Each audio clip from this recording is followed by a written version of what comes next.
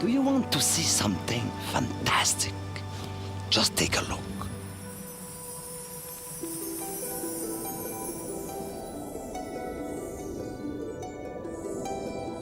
This three-dimensional image has come to us straight from the prehistoric age. Time stopped for this insect millions of years ago.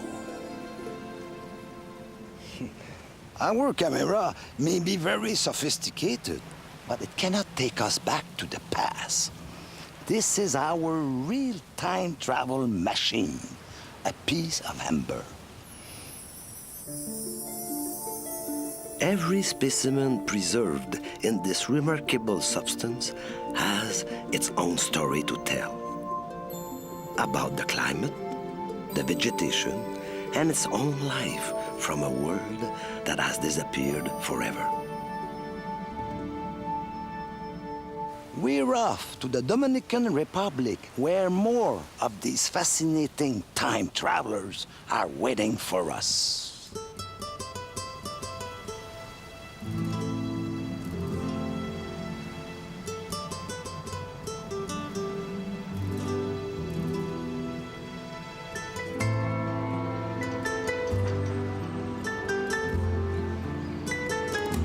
We begin our journey with a quick stopover in a city that was founded 500 years ago.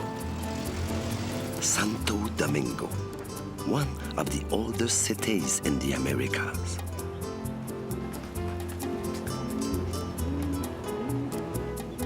Christopher Columbus arrived on the island of Hispaniola in 1492.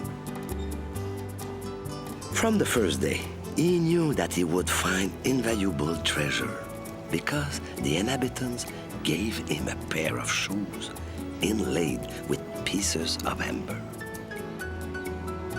And appropriately enough, his statue seems to be pointing in the direction of the Museum of Amber.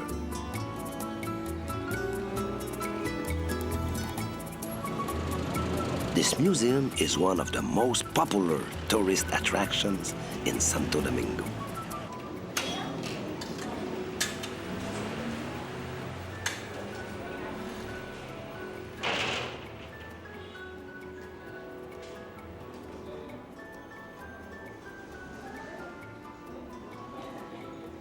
People have been making ornaments out of amber since ancient times. It was always considered a semi-precious stone. It's actually a polymer, a kind of natural plastic that is soft to the touch with a rich golden sheen.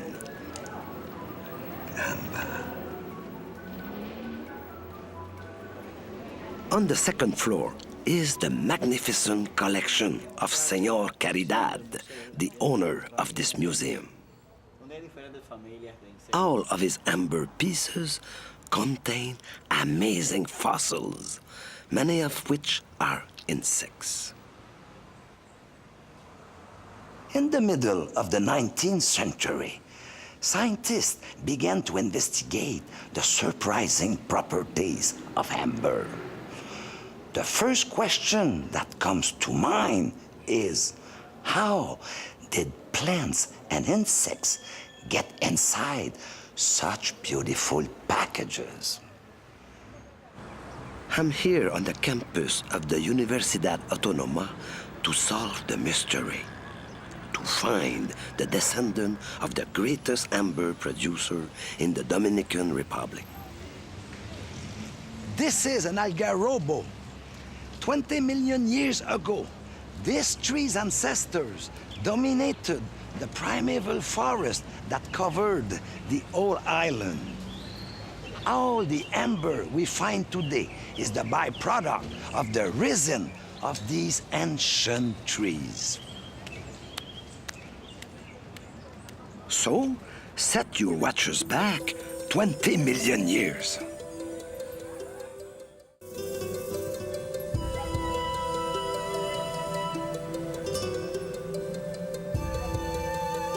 This scene took place every day, millions of years ago, in the great Algarrobo forest.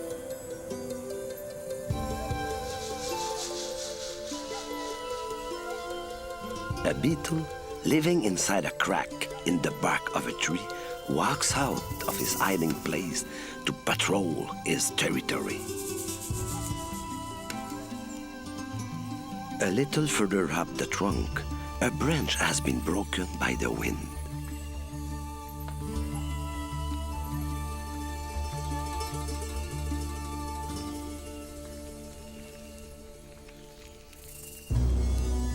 The tree produces a flood of resin to plug up the wound and to prevent insects from penetrating it.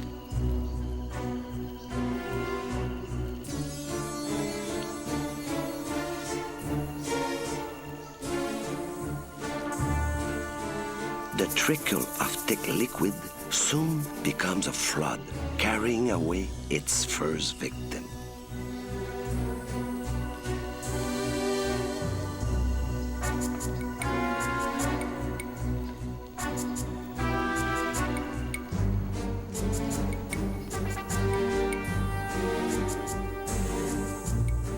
A throng of ants using this tree trunk as a highway are completely surprised by this torrent of resin. They are submerged, forming a still life of workers trapped forever in marching formation.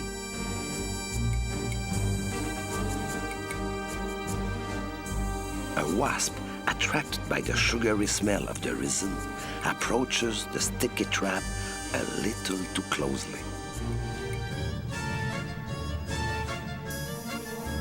The resin immediately starts to harden as it comes into contact with the air. Then a real miracle takes place. The resin's amazing preservative substances penetrate the insects' bodies and destroy all germs and bacteria. Every trace of water or humidity is removed. The specimen is completely dehydrated and its tissue will no longer deteriorate.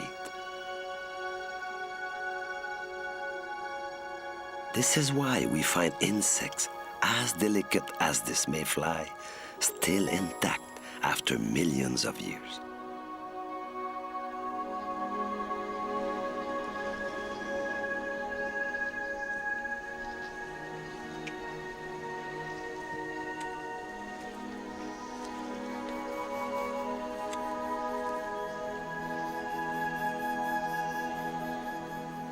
Modern trees don't produce as much resin as the ancient algarobos, but the amber is created exactly the same way.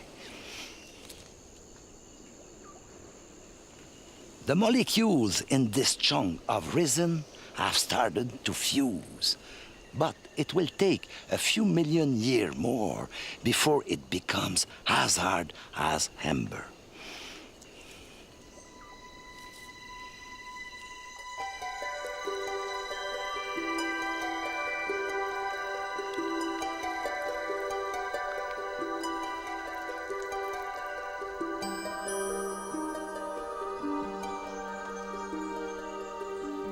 Gradually, dust and plant debris will cover the resin. Some pieces will be washed away and carried to the river bottom or even off to sea. Over time, they will be covered by tons of sediment.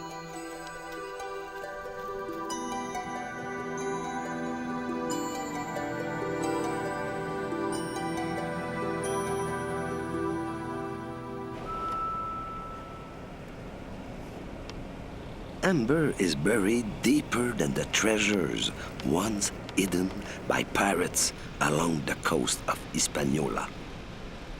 We will have to travel to the north of the country to find it, to the mountains surrounding the city of Santiago.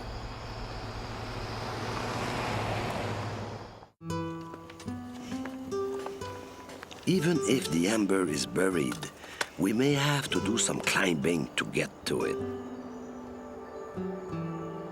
These mountains were formed by geological forces that raised the seabed and layers of sediment that trapped the amber veins.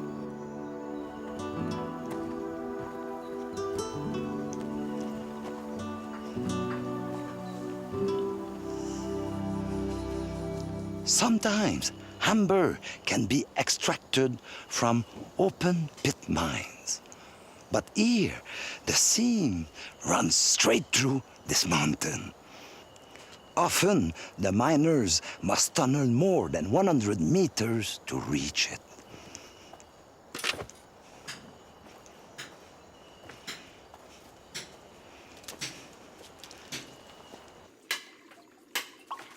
It's backbreaking work, often performed in stifling heat and humidity. As the tunnel goes deeper, oxygen becomes scarce. But the lure of amber is very powerful. Sí, tiene razón. As you can see, everything here is done by hand because machine vibrations could smash the amber.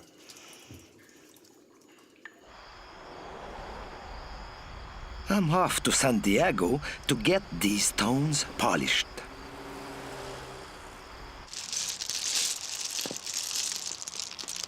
This is the magic moment. Insects which have long ago disappeared are reborn before our very eyes.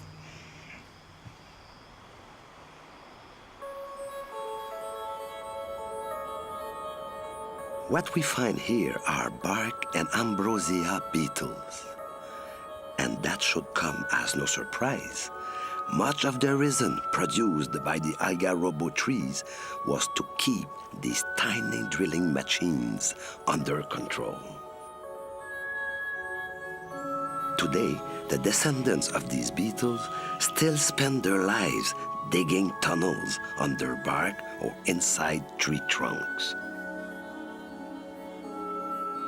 Small mites will even grab on to their backs for a free ride from one tree to another.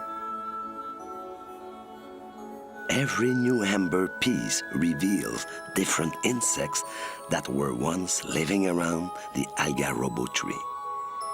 Here is a mantis waiting in ambush.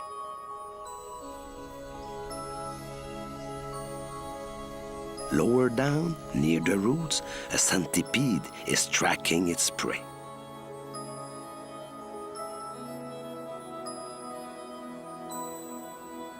A spider has spun its web along a small branch. Further along, a fly is taking off.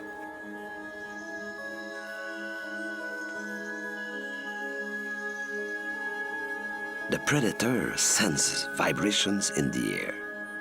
It's the fly approaching and it lands in the web. In a flash, the spider grabs its prey. A sunbeam falls on a cloud of gnats caught in the fever of their mating dance. Males and females chase and court each other and mate for all eternity. When we study insects in amber, we realize that many of them were pretty advanced for their time. Take these stingless bees. Well, they were building cities 20 million years ago. They still use resin to build the internal structures of their nests. In all likelihood, their ancestors used algarobo resin since many worker bees have been found trapped in it. Gathering resin was a dangerous business because predators would prowl around these resin pools. Perhaps the nastiest of them all was an assassin bug. This insect would coat its front legs with resin. All it had to do then was grab a poor bee with his sticky legs and stab it with his pointed beak. What is most surprising is that certain assassin bugs still use this tactic today. Sometimes they position themselves at the entrance to a stingless bee's hive. they can literally wipe out an entire colony because the bees are vulnerable when they take off and land. But assassin bugs have another trick up their sleeves.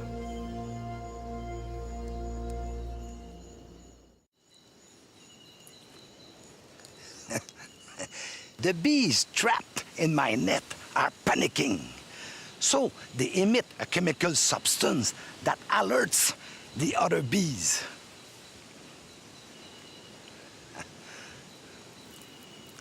But the assassin bugs also recognize this smell. So they rush immediately to my net in order to find an easy meal.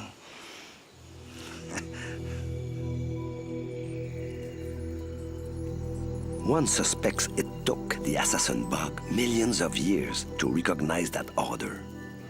Thanks to the amber, we can prove it.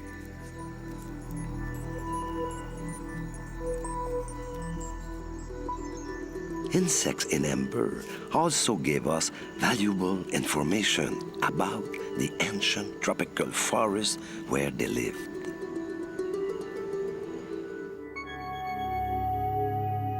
This magnificent lacework, for example, it's the wing of a large damselfly. This is evidence that there must have been bromeliads on Hispaniola, because their modern descendants only lay their eggs in the water of the leaf reservoirs of these plants. Inversely, plant fragments can also prove the existence of certain insects.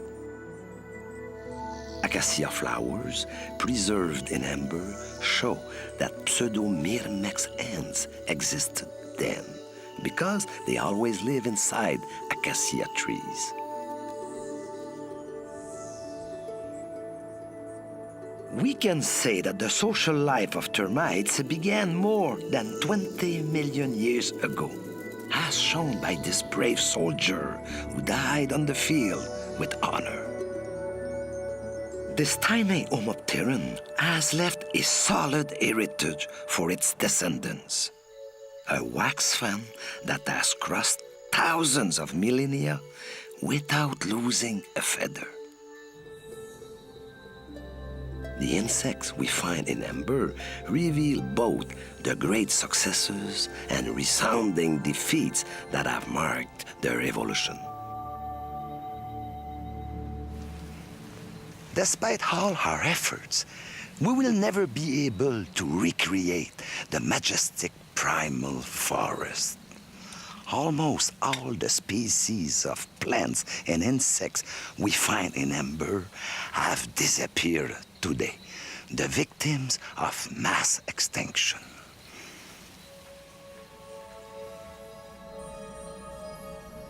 Perhaps the catastrophe began with a climate change or with the invasion of competing species from the continent. Insects sensitive to even the slightest change were probably the first to be affected. With their demise, a domino effect was set in motion. The disappearance of pollinators led to the swift decline of many plant species, and the entire ecosystem soon crumbled. Even the algarobos would disappear, leaving behind thousands of tiny relics frozen in amber as their legacy for future generations. Almost from one day to the next, specialized predators like assassin bugs that focused just on stingless bees found they had no prey.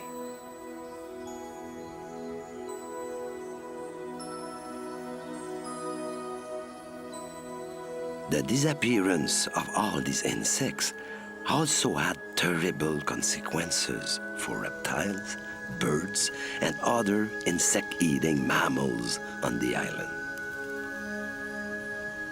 Today, human activities are causing another massive extinction, even more damaging than some past natural disasters. Every time I see an insect in amber, I ask myself, how much time do we have before we become a relic of the past?